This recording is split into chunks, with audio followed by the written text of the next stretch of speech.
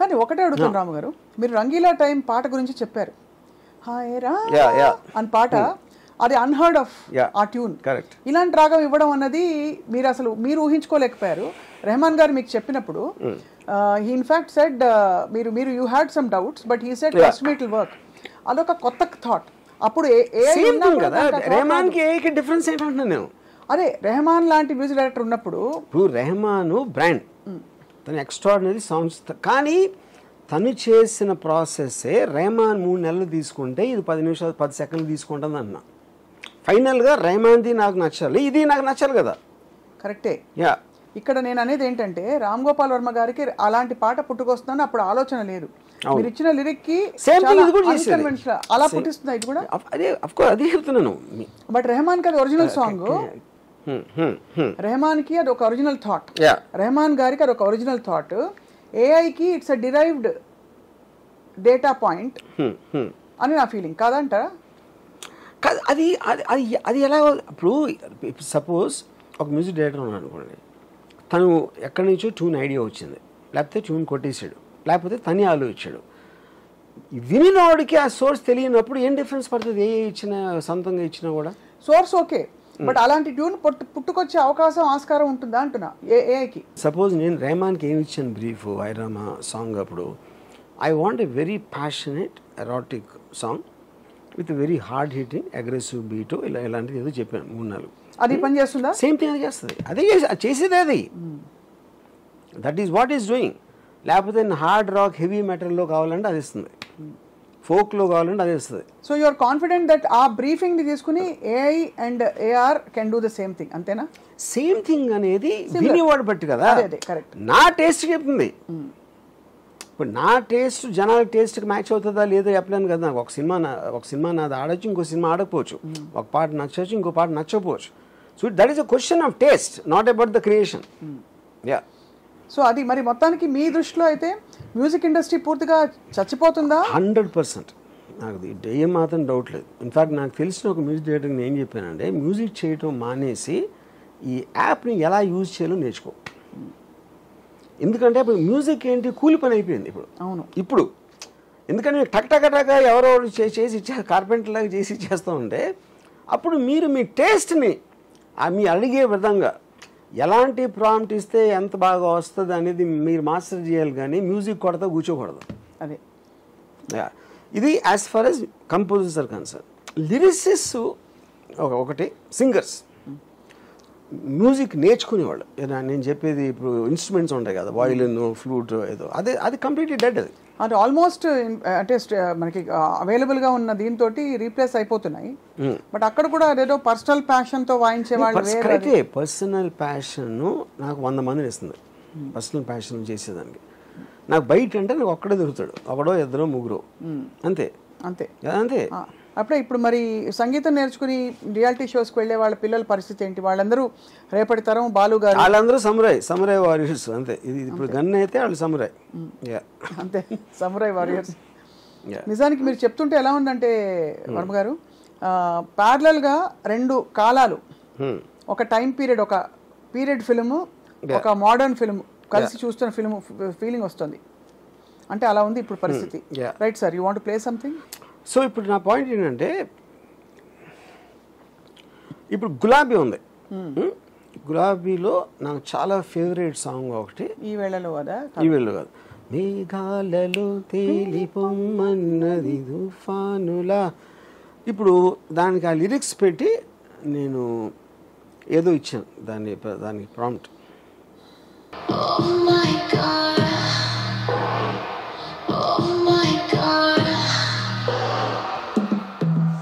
మేఘాలలో తెలిపమన్నది తుఫానులా రేగిపమన్నది, అమ్మాయితో సాగుతూ చిలిపి మది, బీట్ ఇన్ మై హార్ట్ ఎందుకింత కొట్టుకుంది, హీట్ ఇన్ మై థాట్ పడి చుట్టుకుంది, ఓ మై గాడ్ ఇంత కొత్తగుంది. ఇప్పుడు ఈ పాట నాకు నచ్చలేదు, కానీ పాయింట్ ఏంటి, నేను దానికి ఇచ్చిన ప్రాంప్ట్ ఏంటి, నాకు వెరీ స్లో ఎరాటిక్ హస్కీ వాయిస్లో ఇవ్వమని చెప్పాను ఆ లిరిక్స్ పెట్టి.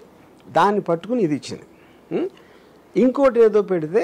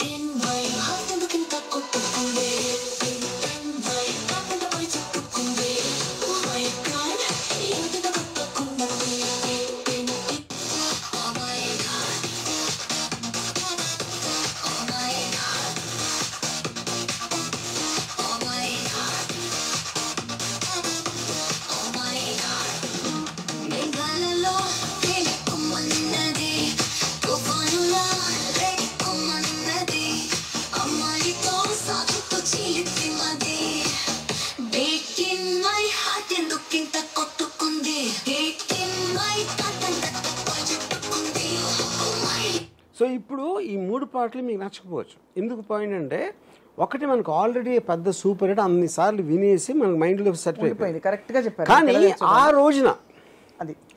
ఆ రోజున నాకు ఇలాగ 5-6 వర్షన్స్ వినిపిస్తే I'm not very sure which one I will like. Will pick correct. I don't know. ఇప్పుడు నేను మీరు ఇక్కడ 5 ఉన్నారు, వాళ్ళకి అందరికీ వేరే వేరే పాటలు నచ్చుతాయి. ఫైనల్గా మీ సినిమా చూసి పిక్చరేషన్ చూస్తారు కాబట్టి ఫిక్స్ అయిపోయింది. So it is very difficult to judge an old song when you try to redo it. అంతే. ఇప్పుడు సిమిలర్లీ బాటనీ పాట ఉంది బాటనీ పాట ఉంది మెటనీ. ఇప్పుడు అది నేను దీనికి ఏలో ప్రాంప్ట్ చేస్తే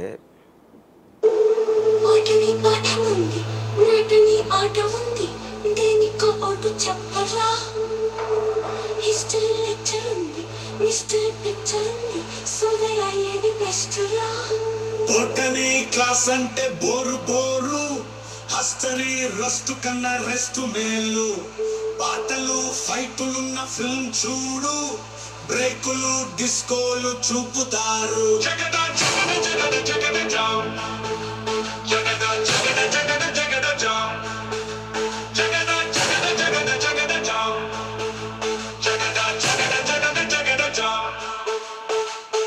తువనే కోడి జుత్తు నవ్వనే ఎచ్చినట్టు ఎవ్వరే కొత్త నవాబు, కన్నెనే చూడనట్టు కన్నులే తేలబెట్టు ఎవ్వరి వింత గరీబు. జోరుగా వచ్చాడే జేమ్స్ బాండు, తీరగా వేస్తాడే ఇళ్ళ సౌండు, నీడగా వింటాడే వీడి బ్రాండు, ఫోజులే చూస్తుంటే ఒళ్ళు మండు. జగద జగద జగద జగద జాం, జగద జగద జగద జగద జాం, జగద జగద జగద జగద జాం, జగద జగద జగద జగద జాం. అయ్యో మార్చినే తలచుకుంటే ముంచలే ముంచుకొచ్చే మార్గమే చెప్పు గురువా, శ్రీకారం నాదు మార్చి మార్చి తలలో పాడరాదవా, మార్చినే తలచుకుంటే ముంచ. సో ఇప్పుడు ఇది మనకి same thing because it's such a big hit song. But I'm very very convince there will be enough people who might like this at that time. ఇది ఆప్షన్స్ లాగా ఉట్టి అంటే అది అలా వినకుండా చెప్తే ఉండి అదే చెప్తున్నా, అదే నేను అదే చెప్తున్నాను. సో ఇప్పుడు ఫర్ ఎగ్జాంపుల్ మీరు ఒక జస్ట్ గివ్ మీ వన్ ఒక హుక్ లైన్ ఏదైనా, అంటే ఇప్పుడు ఐ లవ్ యూ అంటే హుక్ లైన్ అనుకోండి, ఐ డోంట్ లవ్ యూ కూడా హుక్ లైన్. అలాగే ఏదో మీకు ఒక ర్యాండమ్గా give me one line. Life is got to be good. Life is got to be good. Okay.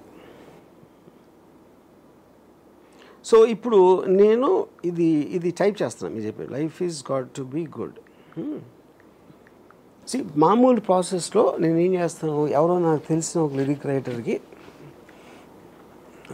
ఎదురు పిలిపిగా దానికి పెడితే ఏంటి కాన్సెప్ట్ అది ఇది అన్నీ అడుగుతారు. అడిగి మాట్లాడిన తర్వాత వాళ్ళు ఏదో పంపిస్తారు, లేదు ఇది కరెక్ట్గా లేదంట, అది ఈ ప్రాసెస్ అంతా జరుగుతుంది. ఇప్పుడు ఇది వాట్ ఇట్ ఈస్ డూయింగ్, ఈ life is got to be good అనేది హుక్ లైన్ అంటే మనకి సాంగ్ మొత్తంలో కాన్సెప్ట్ దానికి మీనింగ్ రావాలని మిగతా సాంగ్ అంతా అది రాస్తుంది దానికి మ్యాచ్ చేయడానికి. మీరు ఎన్నాళ్ళు వేచి చూసిన జెస్సీ ఇలా వచ్చేస్తుంది అనుకుంటున్నాను. జెస్సీ అంటే ప్రేమికురాలు. అచ్చా అట్లానా?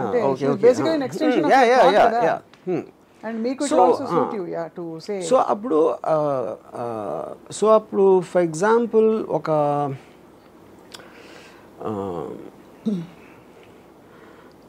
ఇప్పుడు మ్యూజిక్ డైరెక్టర్స్ రెండు రకాలు ఉంటారు.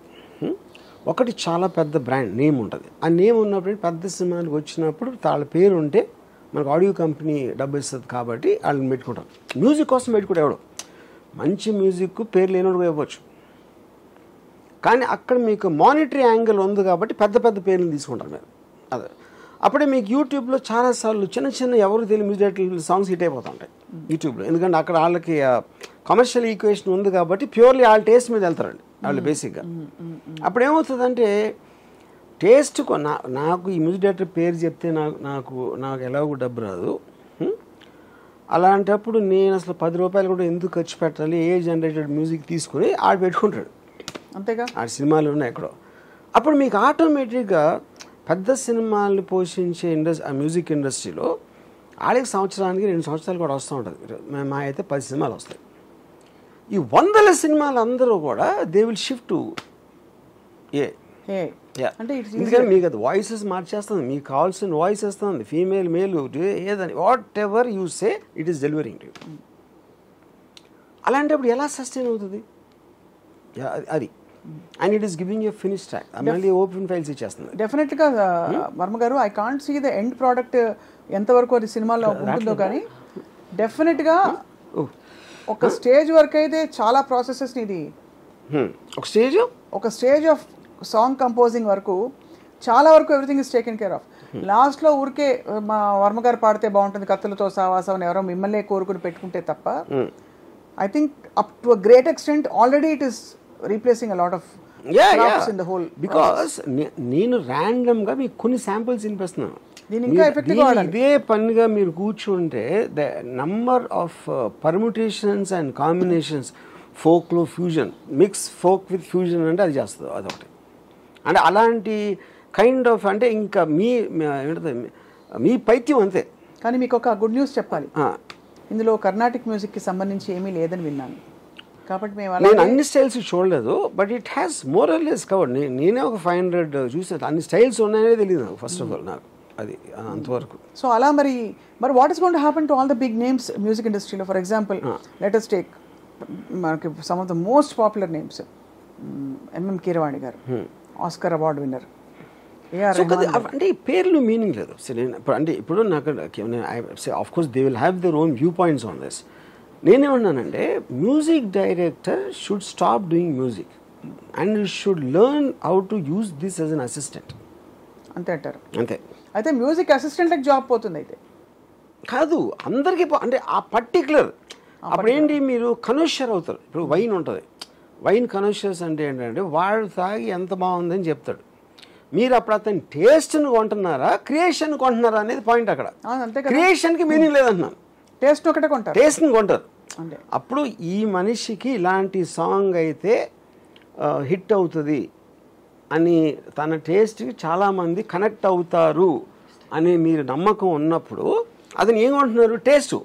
అతను ఏతో చేసాడా లేకపోతే మనుషులతో చేశారా అనవసరం. అంతే.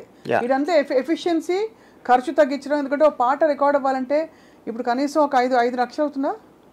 జీరో తగ్గిపోయింది, జీరో కదా. ఇప్పుడే వినిపించింది కదా. అదే.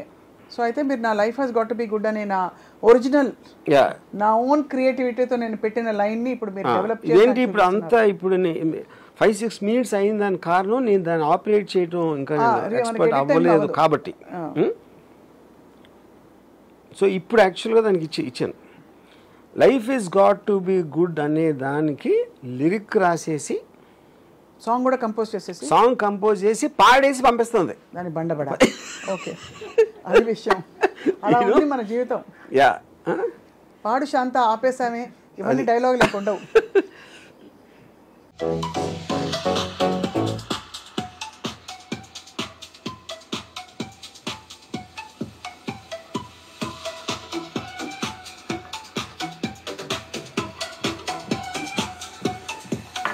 Life is got to be good, remember that?